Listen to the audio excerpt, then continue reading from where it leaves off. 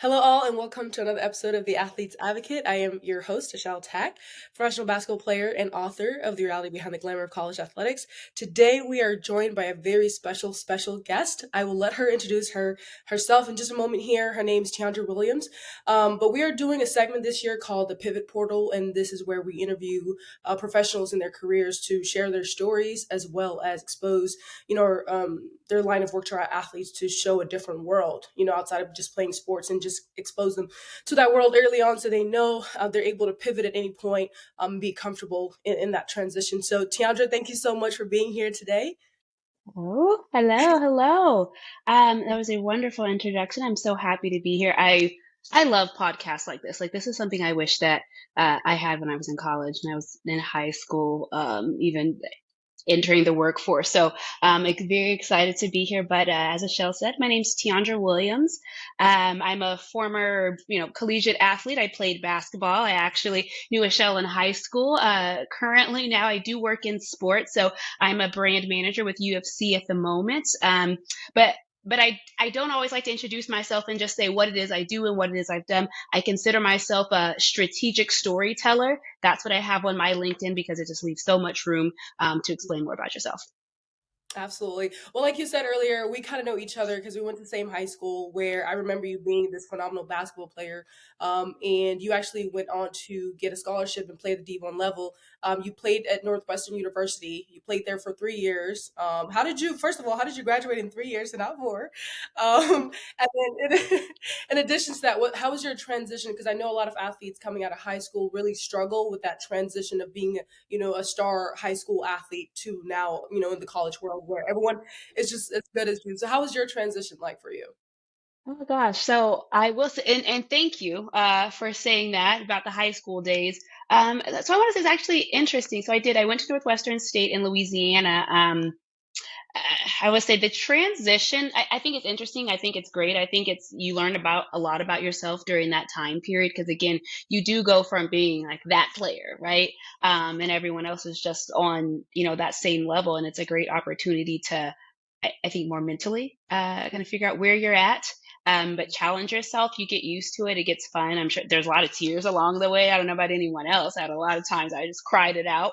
Um, but I want to say kind of the main thing, which is surprises a lot of people. I actually didn't intend to. I didn't want to play basketball when I went when I graduated. When I was planning to graduate, I was actually like, I want to be known for something else outside of being an athlete. I had been, to your point, I had been known as this athlete for so long.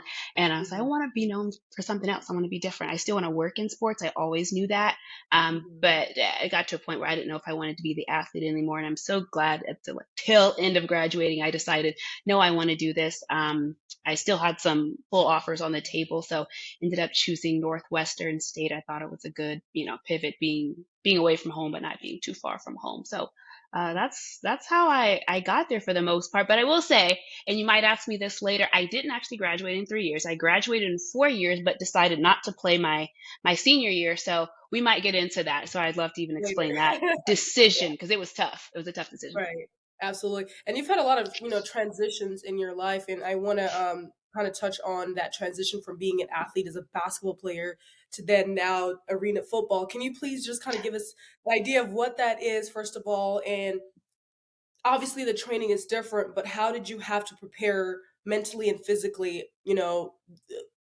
I guess what were the challenges there if you compared it to basketball, the athlete that you Mhm. were at Northwestern? So I'm oh, no offense to any other player, any other sport it is out there, but I personally feel like basketball players are the most transitional athletes out there, right? That can jump into a lot of different sports when it comes to like lateral movement, ball, hand-eye coordination, working with a team, but then just being able to um, work in your position in silo. So that's just my personal opinion. But I grew up playing every sport. I actually played volleyball at Saxe. I ran track at Saxe. I played softball. So grew up playing a lot of sports. And I actually wanted to play football back in the day. So even just a step back, I played arena football in Atlanta. I played for the Atlanta Steam. I ended up playing for 4 years and ended up stopped playing just due to injuries. But I was saying your body don't work like you used to. You actually got to stretch. That is that is the biggest thing you learn. And You we got to don't like actually to stretch stretch. now. We don't like to stretch. I'm used to showing up right when it's time to be Right. there, if not late, and I'm like, I'm good to go. And now Let's you have to go. stretch. So Right. that's probably the hardest thing when you realize that your body doesn't work the same anymore. But I would say I love that you asked the football question because yeah, I grew up wanting to play football, just like anyone else. And you think like women playing football. My dad was not having it. I actually wanted to do football and boxing. Layla Ali was my idol growing up. Between Layla Ali and Allen Iverson, I was like, I wanted to be a boxer. So Mhm. couldn't. Family wasn't really into that. So basketball, gymnastics, volleyball, it is then. So yeah. Well, from what I saw and what I read, you did amazing, and I Oh, think it's thank you.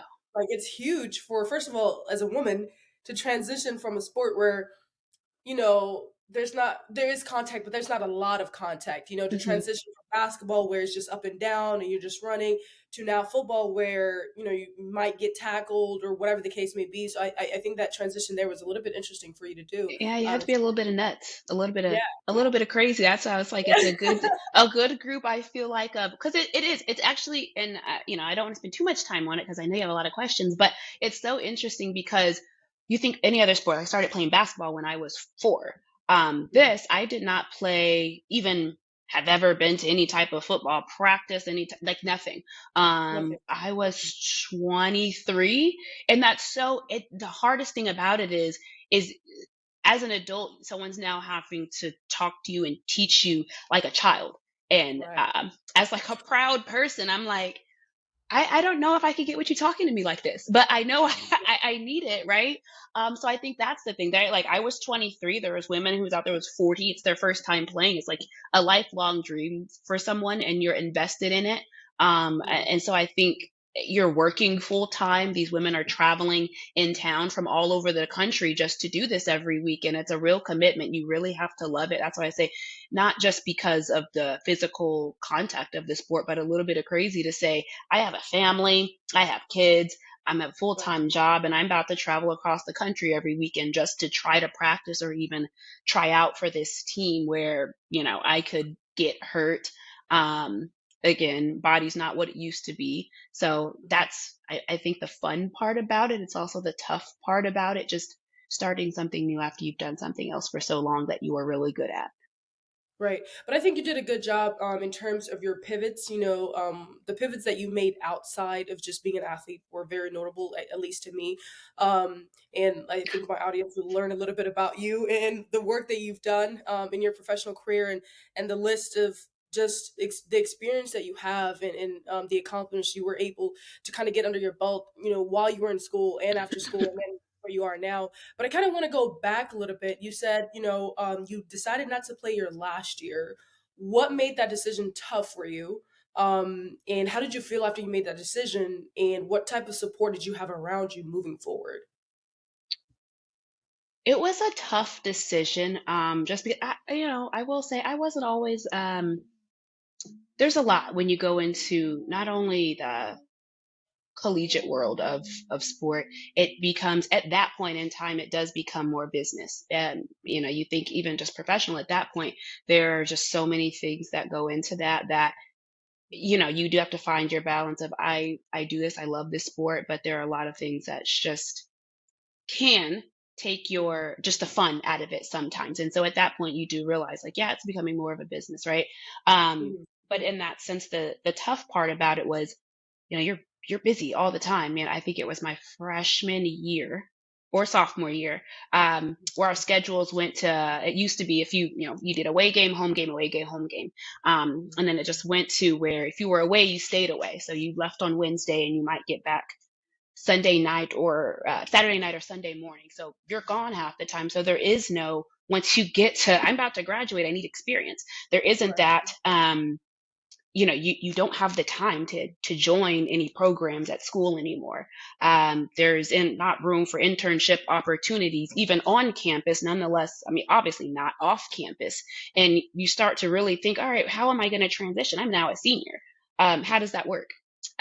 Going into my junior year, I realized half of the things that I wanted to do when it came to graduating and wanting to be involved on campus, I realized I had to sign up for those things the beginning of my junior year. So I couldn't be, I Behind. had no idea. Yeah.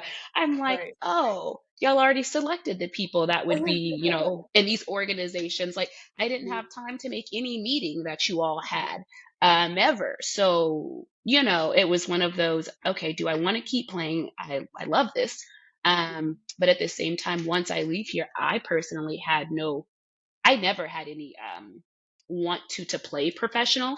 But Mhm. also I'm not I feel like delusional. I wasn't going to be professional. So Right. it's like I'm really worried about my career here. So at that point, where do I go from here? Is it worth it to, I only have 3 classes left anyway, so is it worth it to, stay and leave with no experience, or do I start now to try to figure out what it is I'm trying to do to give myself the time and the space and the opportunity to learn and network and find the right footing for when I leave here? I also think it was a great decision.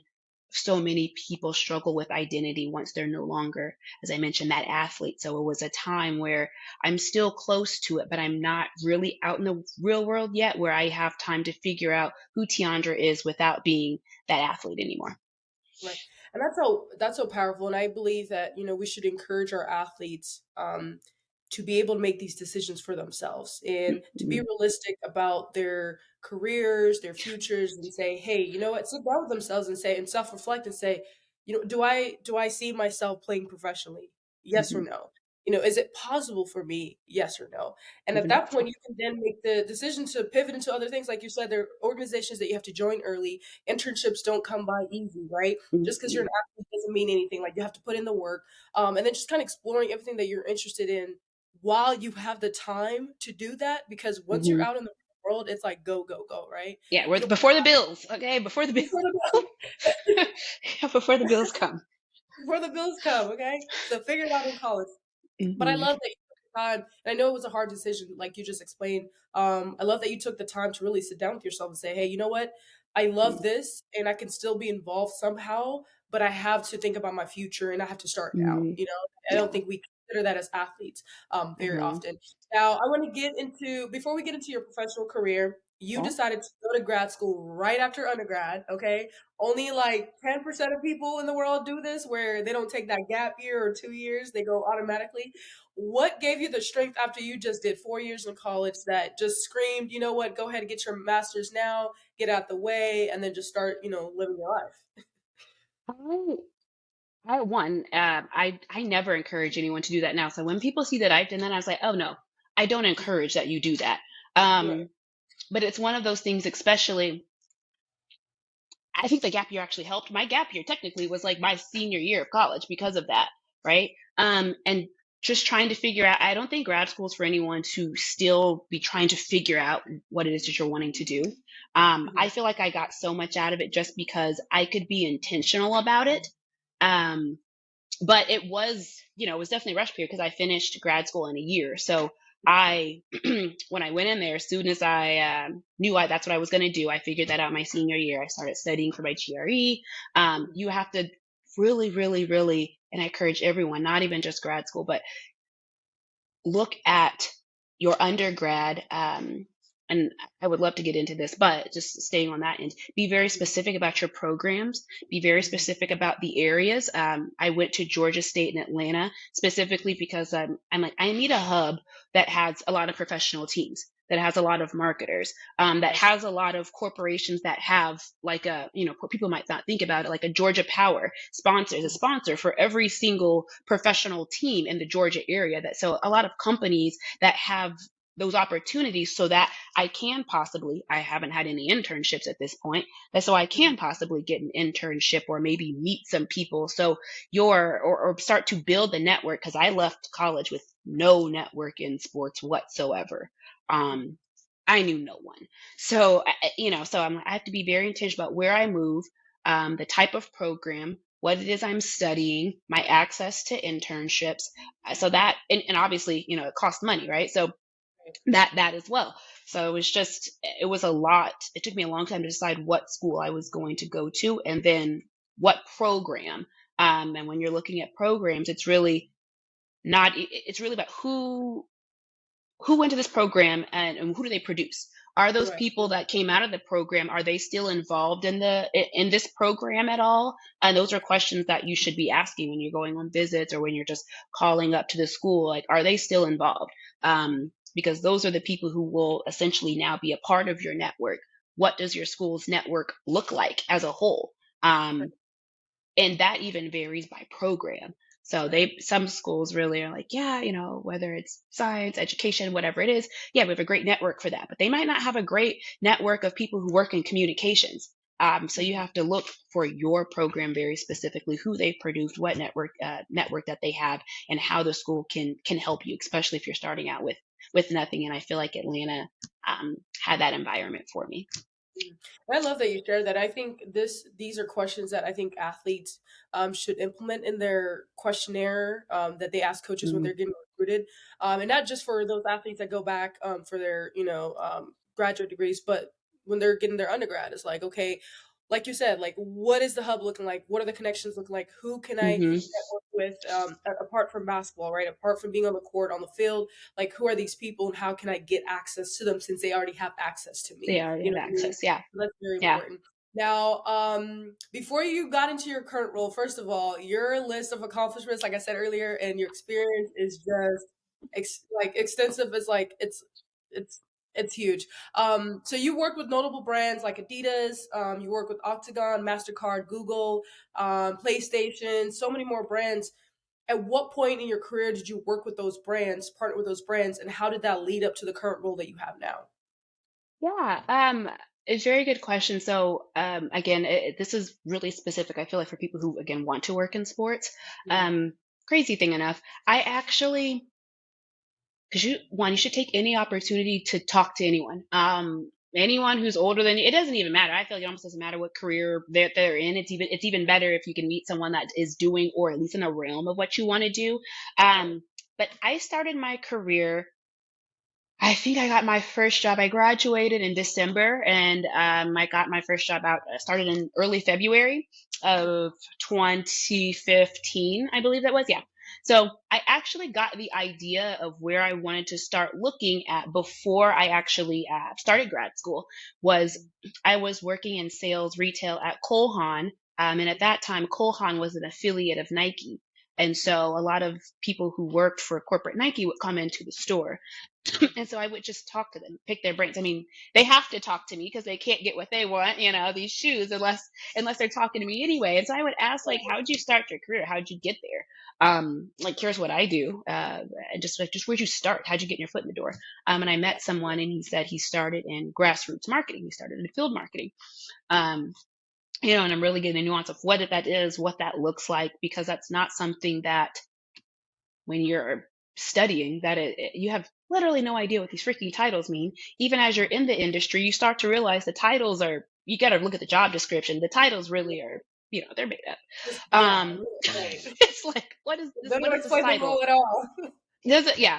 In every company, it's so different. The same role somewhere else is not going to be the same role over here. So if you are Googling or looking up something, you really have to be cognizant of the job description and not necessarily what the title is of the job. Um, so at that point, I was like, okay, I can start in this room.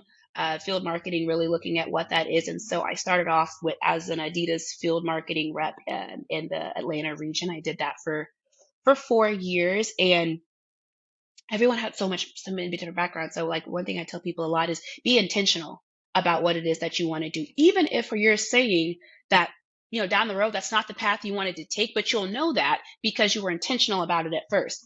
I Mhm. could have been very intentional about, I want to do this path, and I know it's not for me now because I kept track of what it is I was doing. I kept track of my accomplishments. I kept track of how I went about things, and trying new things. So especially out the gate, it's I was someone who very much went over and beyond, not necessarily for the next promotion, but I need to figure out what it is I do and don't like. So take Right. every opportunity to try something new, go outside your box. Every conversation that you have from here on out is important.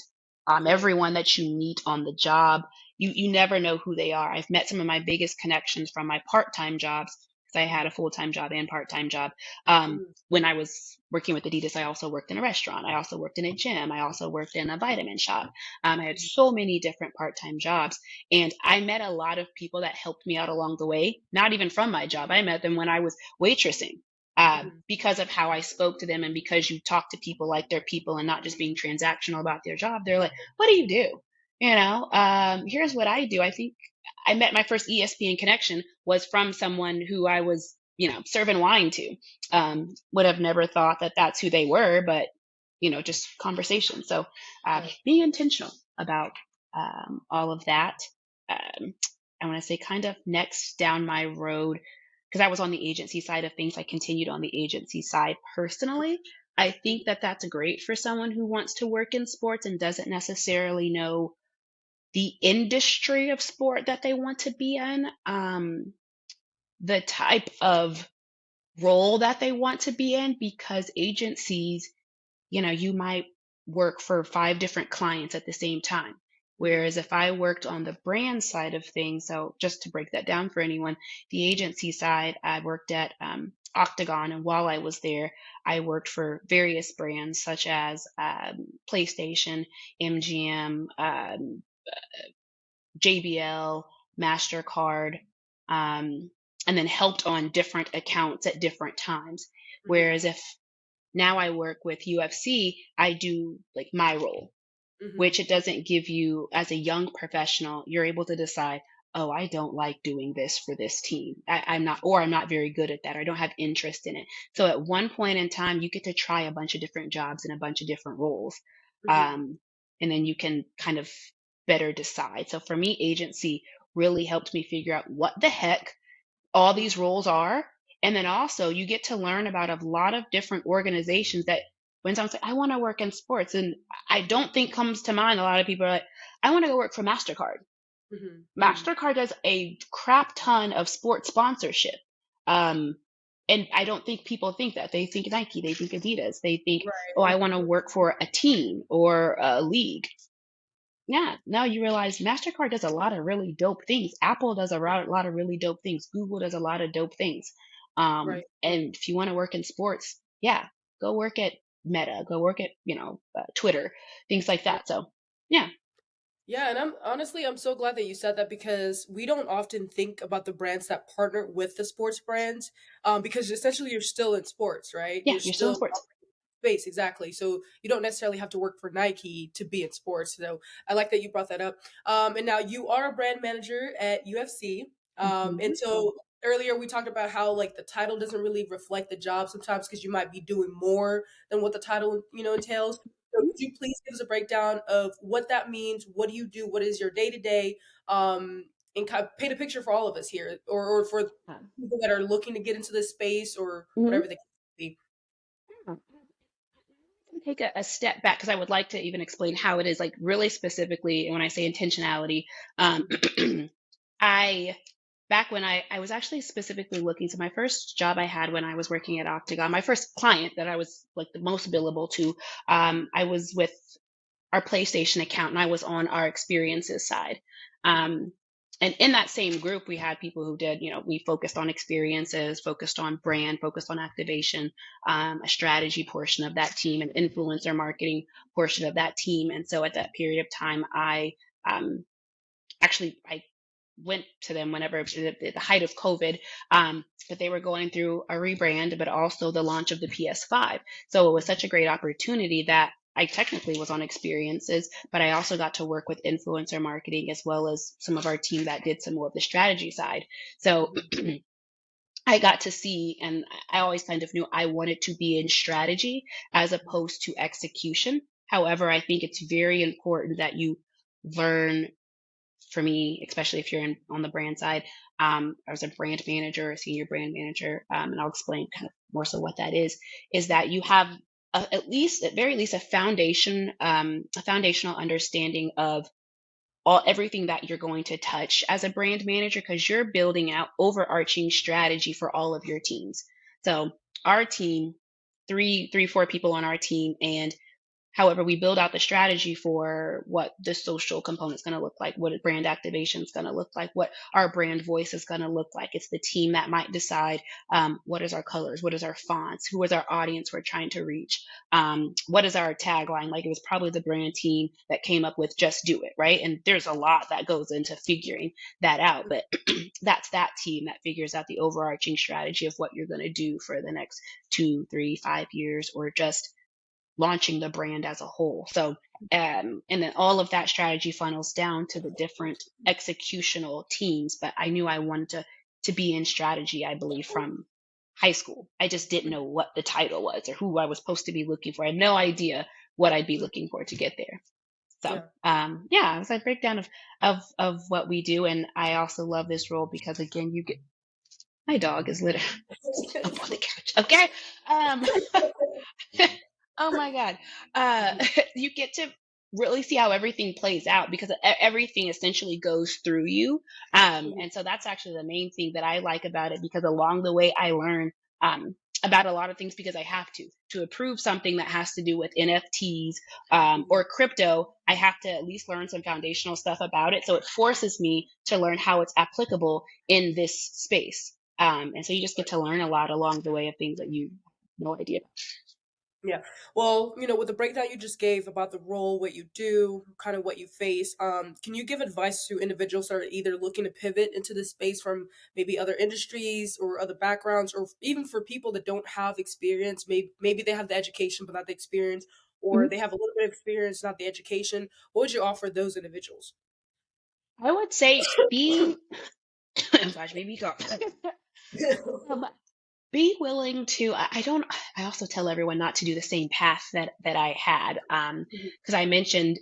So when I was in grad school, actually, I was in grad school. I had a full time job, and I was working at Nordstrom at the time. But I also had two unpaid internships because one's to pay the bills. One's because I intentionally wanted to learn about what we were doing in the sports space. So I was interning with my school, so Georgia State, and our sports marketing department. And then I also took another unpaid internship because I wanted to have more of a hands-on approach to something as far as like a business capacity on the brand side, because I knew I kind of wanted to be on brand. So in that space, if you can imagine grad school, doing that in a year and a full-time job and two unpaid internships, I do not suggest anyone do that. Especially in this space, and we talk about mental health and being burnt out. It was a lot, but that's just always kind of how I've moved. I still kind of move like that now, and again, I don't encourage it for everyone. But from that lesson, I will say be okay taking not necessarily the unpaid internship, but volunteering. I learned a lot because you think different organizations, they need volunteers, and that also allows you to no, not that we want to mess up, but to mess up a little bit more, to learn more about yourself because you have to wear so many hats as a volunteer. And you're forced to figure it out because there's just not a lot of people there. Now you have the experience because I learned it in actually, I attend so many like events. And it was one of the questions someone said, if you need experience in something, there's a crap ton of organizations that need some volunteers. So go help out. And now you Right. have something to put on your resume. That's literally where I started. Actually, before I had my very first internship, I was volunteering. Um, well into even when I worked with Adidas, I was volunteering. People I met like, hey, do you need someone to help work this event? Even if it's packing bags, doing something. The whole point is that I'm also wanting to meet certain people. And where the heck else am I going to meet them? They're Right. here. I want to be there. So I'm going to volunteer. I don't care if you need a gate, someone to work the gate. Um, I want to do that so I Right. can meet who's around me. So just being intentional that you need a network. Um, Right. and I bring that up to also say someone who is especially transitioning in a career when someone asks you, who you are, what do you do? That's why I'm like, I'm a strategic storyteller. Yeah, I might be in sales right now, selling shoes or something like that, but that doesn't say who I am. It also Right. limits the conversation that you're going to have because your people then say, "Oh, she works in sales. Like, why? You're trying to get into marketing. Like, No, no, no. Yeah. You know, so it Right. leaves room for a wider conversation that you are not your current job, you're not your current role. You have dreams and aspirations and things that you want to do, people that you want to touch, and then you just leave that conversation open to say, I'm so much more than that. Mhm. So I never lead with that. With this is what I currently do. So that's like the biggest advice I would give to someone that either has not broken into the space at all, Mhm. um, or is transitioning, trying to get in the sports world. So yeah, that's my like two nuggets there. Volunteer, be willing to do the dirty work, basically, the grunt work, but just again, be intentional about why you're there. And it's not going to feel that way. And then the other thing is just figure out who you are outside of what you're currently doing. Right. Absolutely. I love that. Now, obviously, you informed us on not juggling a lot of things at the same time, like you were doing when you were in grad school and you were working multiple jobs and all that. But what is your advice on maybe people that are looking to go to grad school or go to business school, should I say?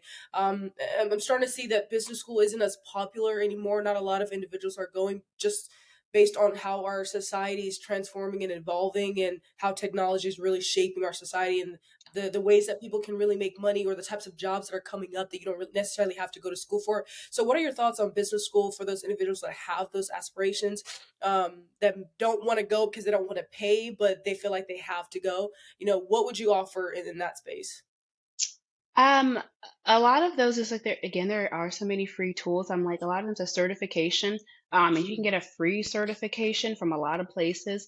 Um, can help you in that space. I encourage everyone to do that. Even, I tell my parents this even all the time, even wanting to transition in certain spaces. You don't necessarily need an official certification half the time. The fact that you've attended a course or you've put effort into learning X, Y, and Z, what this is, even if they don't give you an official certificate, I don't care. I went through 30 days or 60, 90, whatever days of a LinkedIn course. I don't care. I'm putting that on my resume. I'm shouting myself out because I put in the work to do that. People think that they can't put it on. Right. You Yeah. did that. You learned it. Like, you know, and so that's also like even in the roles that you want to have, because you continue to learn stuff. You don't need to go back to school for it per se, but once you Right. figure out something in your job, you're like, oh, let me learn a little bit more about that, or a new job that you want. When you're looking at the criteria of what it is, well, I'm going to be very specific and learn what's on here with these Right. free courses, or yeah, I think LinkedIn's what, 29.99, 39.99. But I encourage everyone to do that, not for just being able to message anyone, but just for the low cost learning opportunities that you have. Um, and on the grad school side of thing, not everyone learns the same. What I tell everyone, I don't necessarily think in undergrad I learned like a specific subject. What I Mhm. learned is what I like. I learned how I learn. I learned um, how to time manage. So I wouldn't Mhm. say, oh, there's a particular class where I just learned so much and I'm applying it. Most of it I'm not applying to my life, but I now Right. learned how I learned. I'm a hands-on person. So what I do when I want to learn anything, I go, for me and myself, I go get a job because I'm going to go learn it anyway. I might as well get paid to learn what I want Learn to it. learn Right. now. Absolutely. So I think that's just the biggest thing. If you're not that type of person, my classes were 5 hours at a time. Sitting anywhere for 5 hours might not be how you learn at all. Right. It's hard to sit anywhere for 5 hours and Yeah. learn about something Yes, at second that. one Yep, block. I second that. Yeah. All right. Well, this next part is a two-part question. Okay. So the first part is what makes you successful at your current role, and then the second part of that is for individuals that are currently maybe building their resumes. And I know you're not in recruiting per se, but Mhm. what are some things that you've noticed from your own company of other people applying for other jobs? Maybe a few resumes have come across your desk, or maybe per your own experience. What are some advice that you would offer them in terms of how they structured their resume, what they put on there, and obviously they have to tailor it per the qualification and the job. But what is some basic information that you think will help people that are currently working on that? Yeah. So the first part of that question, I think what makes me successful, and I'll say two things in that role, maybe three things, right? So one is like I'm doing something that I'm passionate about. So and not everyone is doing something that they're passionate about, right? Like that, sometimes it's the goal is just to make money, or I like sports, so I get to talk about sports all day. I'm Mhm, around other people who like sports. Um, so that makes you want to show up. It puts you in a great mood. And so, in that sense, it does matter who you're working with, what you're talking about every day. Do you actually align with the culture? And so, I think I have had so many jobs, and there are jobs where I'm like, this culture here, it is not for me. It is not it. And it took till I got in the right space, and I was like, wow, it wasn't necessarily me. It was that just wasn't the space for me. And that's not a bad thing. So you finally learn to ask the right questions based on what you liked and what you didn't like. So you'll live and learn along the way. mhm, I think I already touched on this. It's just I enjoy talking about this and learning about this. So I think that's an important thing. And that last part is just because you enjoy talking about it, learning about it, it's a curiosity. mhm, Stay curious in the role, and that just means something that's going to continuously challenge you. And mhm, even in a certain job, like again, I'm a brand manager, but I think everyone who works with me knows that, yeah, I'm a brand manager, and I look at this as a whole. But if you know me well enough to know that if we're trying to meet the female audience, or we're trying to market our female athletes, oh, I'm mhm. here for it. If you want to talk all day about it, like, let's go. I'm rolling in that space with you. When it comes to DEI, yeah, sign me up. I'm rolling in that space. So even find your niche within your specific department or role, and run with it, because you make yourself valuable just within that space. That find your lane within your Yeah, lane. yeah. That's absolutely um amazing. I was going to say the second part of that. You have to remind me, what was the second part of that So for question? those that are currently like in the job search process and are building their resumes, what advice you would you offer them basically? Yeah, so and I've actually gotten to the point where I've gotten compliments on my resumes, and that makes you feel real good. You're like, okay. But I have so many versions of it, right? So Mhm, I would say, starting off, depending on your role, right? I say, I'll actually kind of be honest about this too. I don't think I've ever, even my first job, I don't think I've ever gotten a job where I didn't know someone, mhm. or a recruiter helped me along the way. And finding a good recruiter is always important. You don't have to wait for them to reach out to you. Right. So I would say that I'm at the point where I literally do not apply for a job if I don't know someone that works there. Mhm, I've never really gotten a job just from applying to it. If I mhm. did just apply to it, I first found someone on LinkedIn who either worked in that department, worked for that company. I found the direct hiring manager. I found the direct recruiter, and sent my resume. And not saying I reached out to them, and just started DMing them. I only do it if they've commented on it. So Right. there's a role I like. I will search LinkedIn up and down for anyone who's commented on the role or reposted, hey, we're hiring for this position. And shameless plug yourself, don't worry about DMing them. Comment on the Mhm. role. Right. Comment on it. Don't Yeah, a lot of people don't even want to check their DMs. They're like, people that are in sales, people are always asking you for something. Right. Just comment on it. Say a Mhm, little bit about yourself, and hey, I applied. mhm. Half the time, if I do that, it's actually probably worked 90% of the time, um, that I didn't apply for the role, and I reached out to someone first and then I applied. Mhm. So, because even by having that short bit of conversation with someone, because you can quickly ask someone some questions where then you can update your resume accordingly.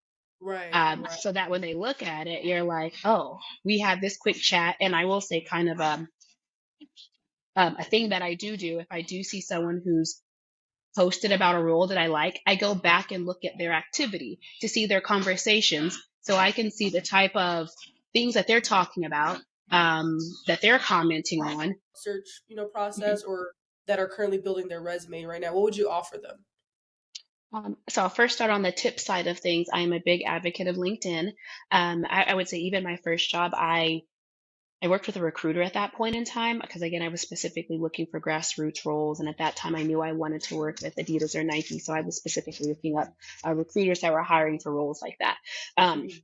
reached out to one, we chit chatted. I updated my resume accordingly. I ended up getting that role. And since then, I have never had a job where I just blind or got a role that I just blindly applied to without either knowing someone, speaking to someone first, and then updating my resume accordingly. So one of my tips, and I love actually talking to people about this. The first platform I check in the morning is LinkedIn. I don't check Mhm. Instagram. I don't check Twitter. I am always on LinkedIn because you stay up to date on the conversations that are happening in your industry.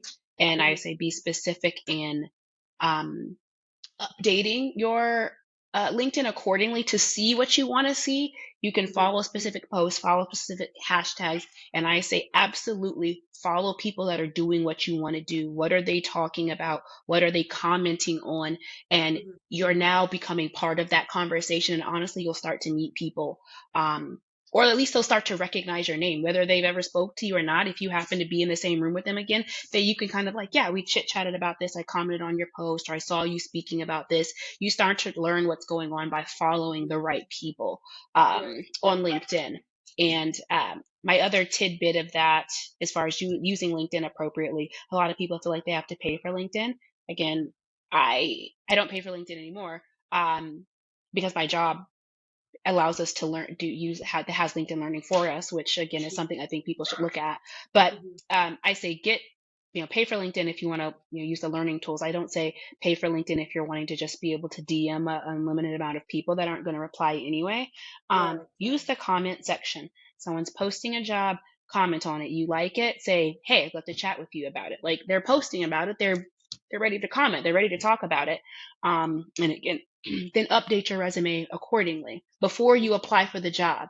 So that way, some things that they said, you can make sure that you add that in there in your Mhm. resume before you apply to it, and then also send it to them directly on there Yeah. once they allow you to message them, because Mhm. usually then they'll connect with you at that point in time.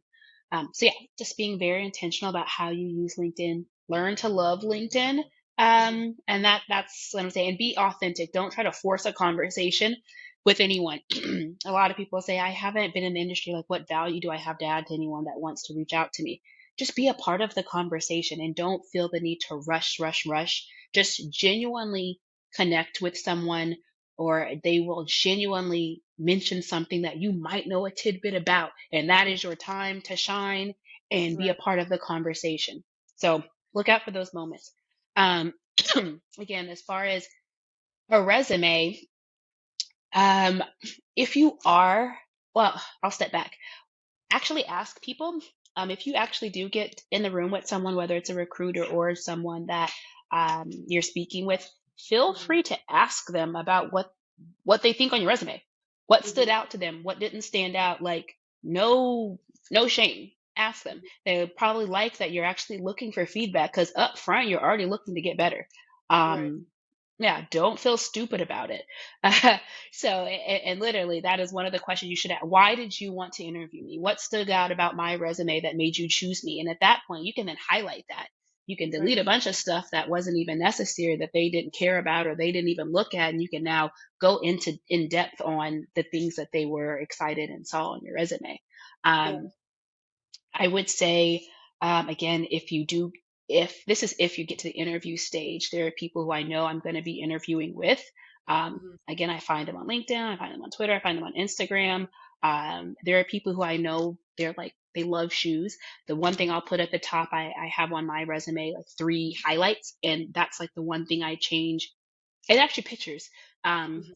like when I did something with Adidas, I have a picture of an Adidas shoe. It's an icon. And then Mhm. the program I did, if I see that they like music or they have a lot of clients that work in music, Mhm. or a certain entertainment, I'm like, I've done some things with Google called Black Owned Fridays, and we made, music videos with T-Pain to highlight 100 Black owned businesses. So I put that at the top because they like music. So it's then becoming a genuine conversation, even though I'm a little bit of a stalker.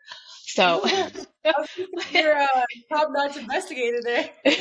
hello. The I mean, actual you better use the women. You better use those tools. Y'all can investigate. You better use them tools to to figure out about them people and act surprised. Like, I didn't know right. you liked. I didn't know you loved shoes. You got it. But you knew good and well every shoe that they had because she was on their Instagram. So, and you might have worn them shoes that day to the interview. Okay. So yeah, be a stalker. Yeah. Um, but just, yeah, generally when you're applying for, if you are just kind of shooting your resume out there, I would say change your resume up and be intentional about it and label them accordingly for the type of job that you have. And then you can kind of track, again, tracking and documenting stuff.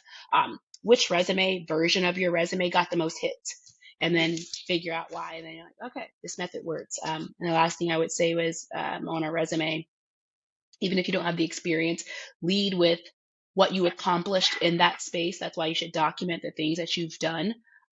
Be quantitative and qualitative about it, and then leave white space. Mhm. So yeah. No, that's really good. Really sound advice. I've heard some things that I may use myself to tweak my resume, so thank you for that.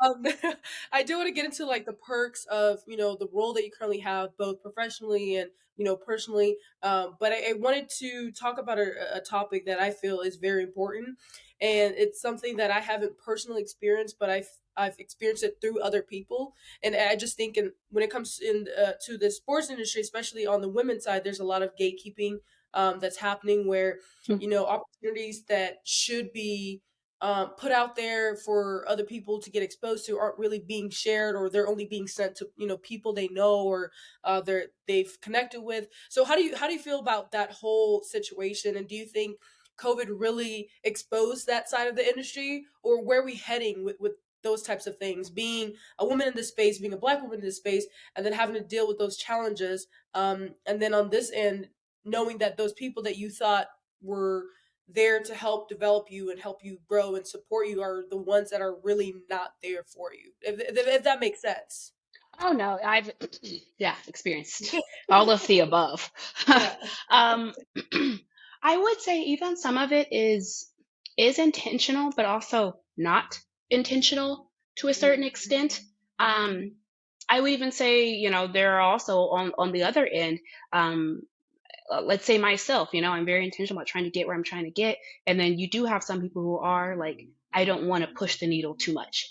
Um, Right. so then they don't, because there are times that I was even, I will say I got my feelings were hurt. I was a little offended, Mhm. because it's like, wow, you've never even mentioned my name in a room when I, even I've helped you out a lot along the Right. way. And it's just like, at that point, I had to step back myself and say that's not necessarily personal, but it's also sometimes people can be afraid or people can be scared to want to push the needle. So trying not to be offended by it, because it's no shade on you, right? We all kind of move differently. Um, Mhm. so again, some of those things aren't even intentional. I would say the other non-intentional part of it is that naturally, because every time I join an organization, I am part of our DEI groups, our ERGs, very specifically. And so it's a good conversation that comes up, is that for those of us that are there, we do have to be very intentional about it and come collectively together to say, who is in your network? How do we put them out there? How do we make sure that we are speaking about them in a room? And it's not just one person, it is trying to collectively do that and be intentional. And Mhm. sometimes when you're the only one there, or maybe there's only five of you there, you can get so caught up in just trying to do your job, right? Making sure that you stay around because, right, you have to put your own mask on first. So totally understand that. But there are people, I I know it's something I really want to be intentional about in this space, because one of my first roles in a company that I worked in, I was very interested that I saw no one like me, not only in leadership, but in the room at all. And I don't mean looks like me. I mean, it was wild to me that I work in sports and like none of these people even played in sports, but played a sport in their day in their life, but you're making the decision on as a basketball player. It makes more sense to me. That's why you didn't have what I needed. That's why Right. it was just shrink it and pink it. Like we all just like pink, for some reason, and no shade to pink, but it's just like shit. I mean, shoot. I have no variation. I have nothing that I need in the sport. Like, did you ask anyone? Or you're looking Right. at who the people are that they sign as ambassadors or models, and it's just like I could have gave you 100, 1,000 people that you could have used as options that are living and doing this every Right. freaking day and have their body on the line, but you didn't ask nobody. Right. And it's that space. You can't blame a person that was never an athlete to go then find some authentic athletes because they don't know any. Right. So even if they wanted to, I come because the same thing in the workforce as it is with finding and paying women who are in the sport to be the asset and be the ambassador for that sport is you just don't know any. So you're going off of who's getting the most hype, and who's getting the most hype is not actually always the person that's really doing the stuff. They're the Right. person who are in the trenches working hard every day. Sometimes they don't lift their head up to breathe to also have introduced themselves to you because you're like, I put in all this work. I did all this work on this project, but this person didn't do crap. And all they did was chit chat with you. But unfortunately, despite you doing the work, they only know the person that they chit chatted with every day that wasn't doing anything. Right. So you have to find the balance of I need to make sure I'm introducing myself so people know who I am, Right. and still be great at what it is that I do. And I feel like as Black women, unfortunately, sometimes you always have to be that. You have to Right. be everything, Mhm. um, because your family might not have had the connection to just say, "Oh, here's this person that worked at this organization, and they're just going to give you an internship." Mhm. Your family might not have connections. You don't have the money to get you in the room at certain spaces. Unfortunately, once I was like, you have to start this as an athlete. You don't have a network. I don't have a network, but the only person I know are these athletes who don't have a network. And the people who have the network weren't an athlete and they don't know any athletes. Mhm. Or they don't know any Black women. They don't have any Black women friends. So even if Mhm. they wanted to refer someone, unfortunately, you don't know them in the Right. first place. So you also have to put yourself out there. And it's still, you can't expect anyone that they're going to be intentional about doing this back. So it was a little thing that we did at one point. It's like, who do you even know that was an athlete, or who do you know as a Black woman? And it's just like, yeah, I've never referred any because I really don't. That's not my natural network. Right. Um, so again, go outside your norm and meet those people Mhm. in those spaces. And I will say, the sports one is very small. Mhm. Um, uh, it is one of those of you're always very cognizant about who you refer. You're very cognizant about your brand in this space because I promise you, this person that you worked with over here knows this person over here. Right. Um, so it's just a lot of opportunity, but at the same time, it's like there's not. If that makes any sense, like sometimes you have to kind of create your own role and create your own lane and create your own space. Right. Um, in that sense, so I was like, it's kind of a multi-tiered question. There is gatekeeping, there's intentional gatekeeping. Obviously, people want to work with their friends, but in that space, but we also have to be like anything else and intentionally bring our people up with us. Right. And so I consider myself still as an athlete. I specifically look for athletes when I'm working in this space because it just makes no sense to me that I'm the only one here that's ever been an athlete. And I'm like, wow, Mhm. like, um, Right. wow. So, Mhm. and that comes from at the end of the day, a lot of us didn't have the experience because we were busy playing the sport instead of, I would say, I saw a girl's resume the other day. Her resume was ridiculously impressive. And I looked to see, was she an athlete? But she was in every sports organization. She interned all 4 years of her college career. She led, and I loved it. They had a women in sports program at her university, and she was the president of that. Um, she had 2 pages and was still in school of a resume. And but she had the time also, and no shade to the girl because again, it was impressive to do all that, like literally. She had to be intentional every step of the way. But as an athlete, the same athlete who lived that life for the past 20 years will not have that on their resume because Mhm. you were traveling, because you had, Right. you know, and it's no offense, you love doing this. Like you are traveling, you are playing, you are practicing half the time. You don't have time to eat during the day. Nonetheless, go get some freaking experience doing something. You're volunteering, you're doing meet and greets, you're signing stuff. Like there's no time. And on your resume, am I putting that, you know, I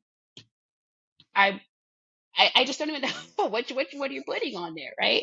Like you can make it sound good where she has 2 pages of 4 years of work. So Right, yeah, she's probably getting the job over me. And that's frustrating right, because you've invested 20 years of life to sport.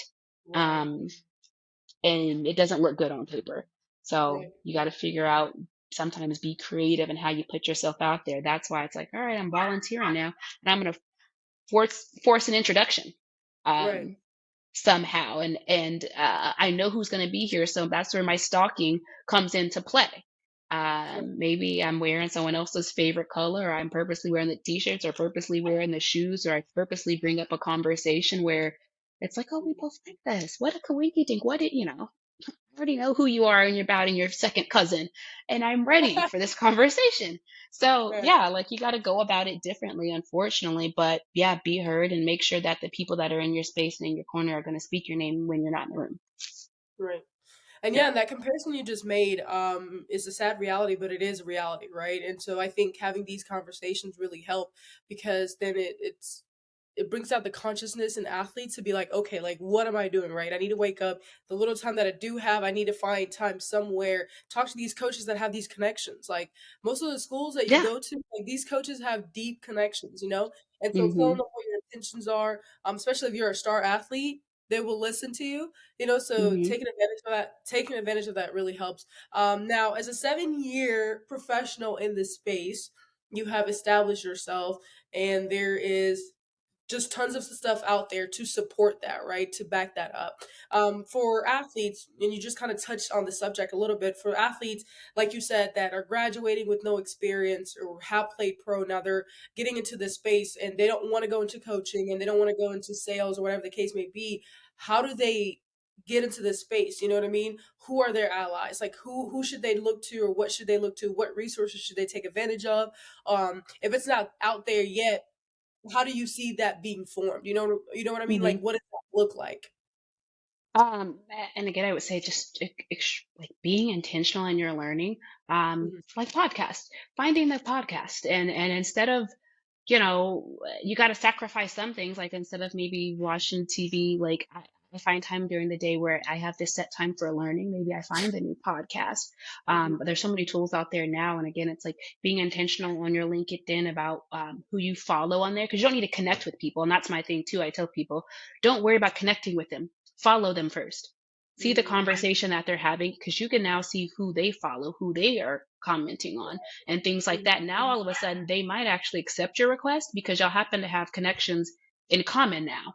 Right, But only because you're like following everyone that they follow. right. Again, you're a little bit of stalking. So, Mhm, and now you're knowing what they're talking about. Um, but again, in that sense, it's just like, but also, it's okay that don't feel like you wasted your time if you were in one lane and I did this for a year and I wasted my time. You didn't, because take all of those skills that you just learned. I have done so many different types of roles which are imperative to what I do now. I will say one way that I personally talk about I was the benefit to people, to benefit to organizations. It's like I have done so many different roles. Don't make it look like it's a bad thing because I now know how to speak to these other organizations. right. And that's the thing. Communication is literally key. So I Mhm, know their verbiage. I know how they speak. I know how they work. Oh, I promise you, I can get this deal because I know how what's important to them. Because what's important to this department or this brand or this organization is not going to be the same for another one. So right, being intentional about, I still learned something from this space, mhm, and making sure that you know and have documented what that is. right, So I would say look forward to the reviews that you have, whether it's with a boss, whether it's with a peer. Ask those questions and say, because sometimes you don't even realize what you did well, or sometimes people are, I would say, even too nice to you, or they didn't give you the critique that you need, and you need to ask for it. mhm, Um, in that sense, because even someone question I always get, like, what is your weakness, and you making up something because you think you're amazing. But it's right, okay to give a real weakness because yeah, I got this in a review one time, but I worked on it and the next year it actually have to be one of my strengths. Like, just again, being intentional about how you go about learning and figuring out what you do and don't like, and create again your every time you do something, you're like, what is my brand? And at this moment, like at the end of the day, who am I? What's my brand? What am I talking about? What am I learning? Um, and then decide, to your point, with when we talk about gatekeeping and people not really being in your corner and people just kind of being shady, at the end of the day, it is what it is. Mhm. Because people might be out for themselves, and sometimes it sucks when you're like, what am I going to not do? And what am Mhm. I willing to do? And when I look at other people in their roles, which I do all the time, I know I don't want to be like them. Right. Even if I didn't like them, I now learned that if I get to this level, I don't want to be that person. And Mhm. hell, take that as a way. I now know who I don't want to be. Um, is being that type of person worth it? Because it even bleeds into your family and your real life when you start Right. being that type of person, in my opinion. Um, so yeah, like that would be kind of my advice in this space. Thank you for that advice. It's been a pleasure having you. I'm sure there's tons of information that our audience can take from this and learn and apply. But before you go, what is one thing you would leave with our listeners today?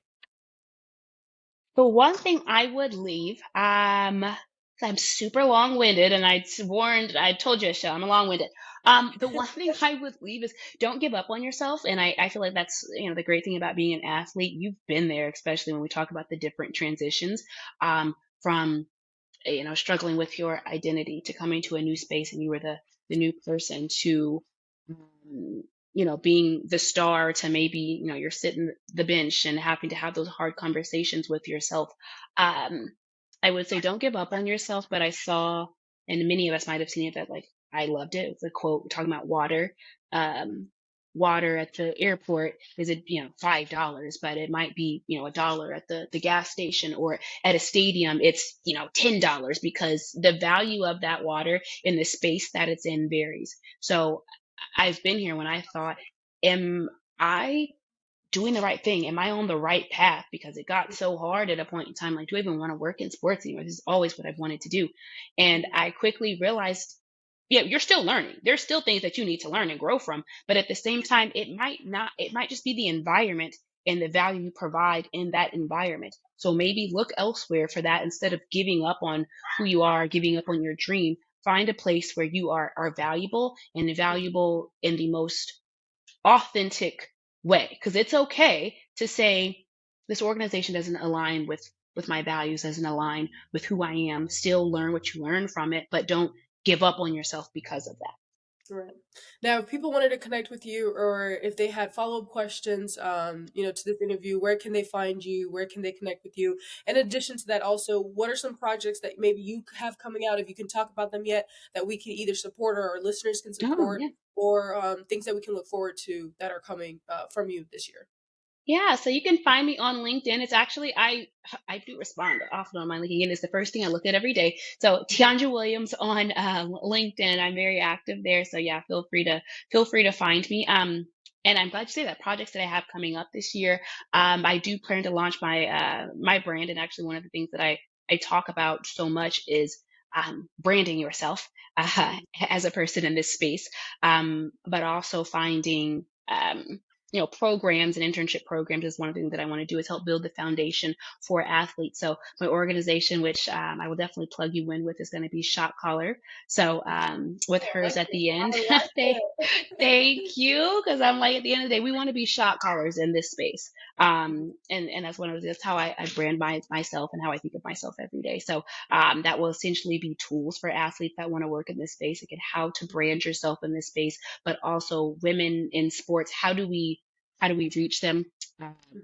from the fan base to actually being a part of the workforce, but also utilizing them as as ambassadors and assets the best that we can, because we're out here. We're out Right. here. So, Absolutely. All right. mhm. Well, thank you again for joining today. We really appreciate you coming on the show. And we are looking forward to supporting you along your journey of, releasing your own brand and supporting it. And if you ever need anything from us, just know that our doors are open. So again, thank you. Thank you so much. And I literally love this podcast. So, yeah, thank you so much, Michelle. Thank you.